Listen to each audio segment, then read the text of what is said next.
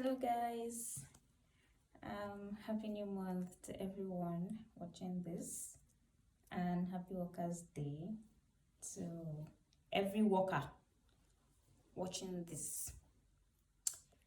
So I'm back again. My name is Kelly. For those who are watching me for the first time, and I want to have another honest conversation with you. So today I want to talk about something that might come across as funny. You know how we always see these memes sort of on African mothers, especially how it's like they all have one character or the other together. Something that is always characteristic to African parents that almost every child will be able to say that, yes, my mother did this, my mother did this. It's like it's the same thing with Christian parents. Yeah, just as if they, I don't know, maybe they created one kind of WhatsApp group for all Christian parents. I grew up in a Christian home with godly parents, and today as I was just going through YouTube, and then I was watching this J Mikey's video on how his mother caught him when he was in secondary school for having a girlfriend, and then he was talking about how he wrote the whole thing in his diary, and he did not know how his mother entered his room, got a hold got a hold of the diary, and then it became an issue. They caught him.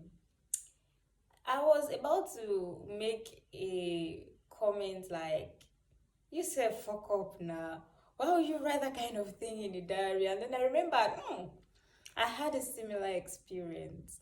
So in my case, when you get to this puberty stage, let's just say almost every teenager have issues with their parents at that time.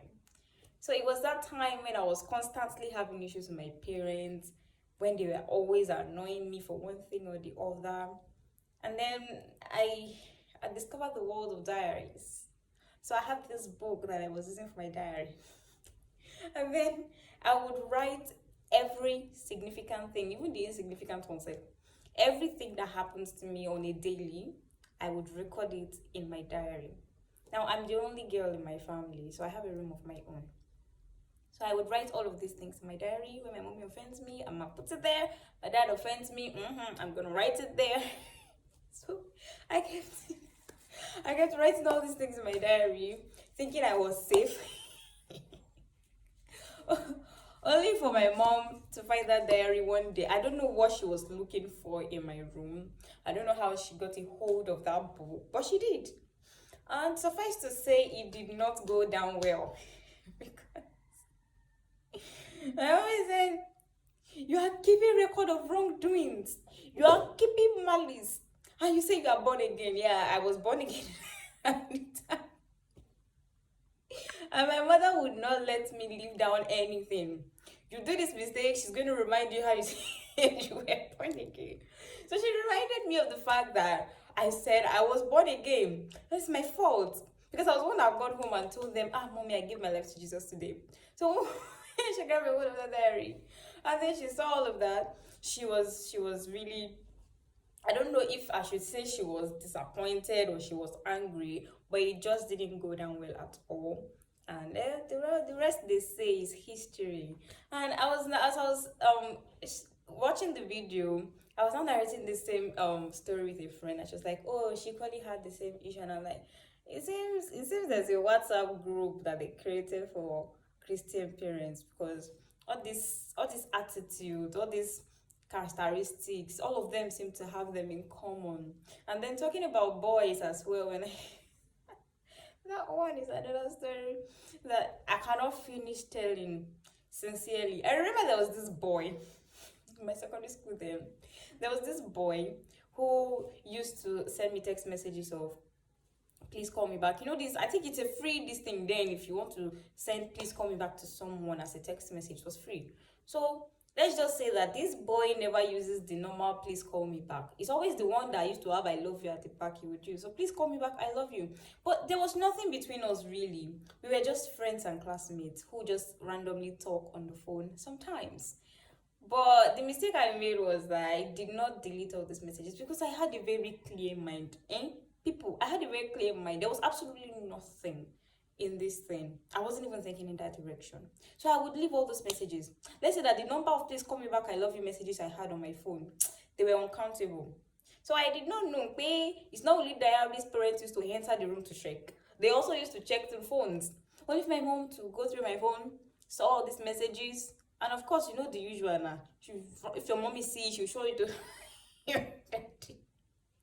And even of them will now come together and now sit you down, and then they will not start talking and talking. Well, let's just say this is my phone for a while after then, and of course I learned the next time that if somebody sends me that kind of a message, I was supposed to delete it, because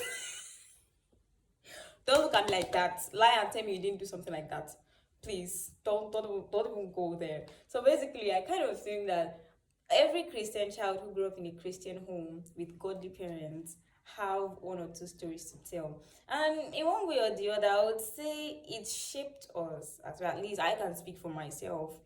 There's a way it's, puts you back to default mode. Like that time when my mom discovered my diary, and then she started talking about how I was keeping records of wrongdoing and I was keeping malice. I didn't even know that that's what I was doing.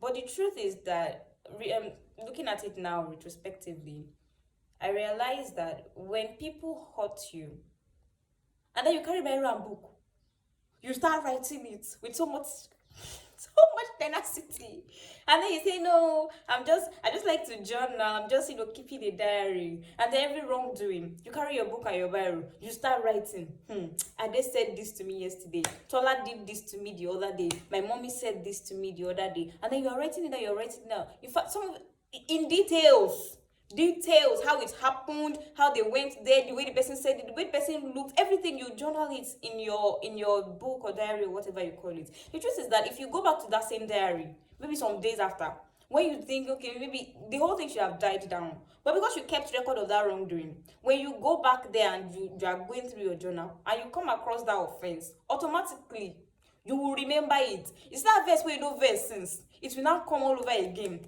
You know that you thought you forgiving, you now realize, no, this thing is still a pepper you, it's still there for your body. That's when you now start getting angry all over again. You won't be able to let it go. It's like when you have a wound and then you're not giving it space to heal. The moment you leave it for a few days and it's as if it wants to start drying and healing up, you come back again, you peel it, you poke at it, it starts bleeding all over again. You cover it for a few days, you come back again, you poke at it. That wound is never going to heal. Why? Because you keep revisiting it and reopening it over and over and over again. So it was later on, maybe some years after, and I was thinking about it retrospectively, that's when I realized, okay, there's actually sense in what my mom was saying then. You can't keeping record of wrongdoings. I'm not saying I still don't have a journal now. I still do. I still have a diary, a very beautiful one, the one I read to you from the other day.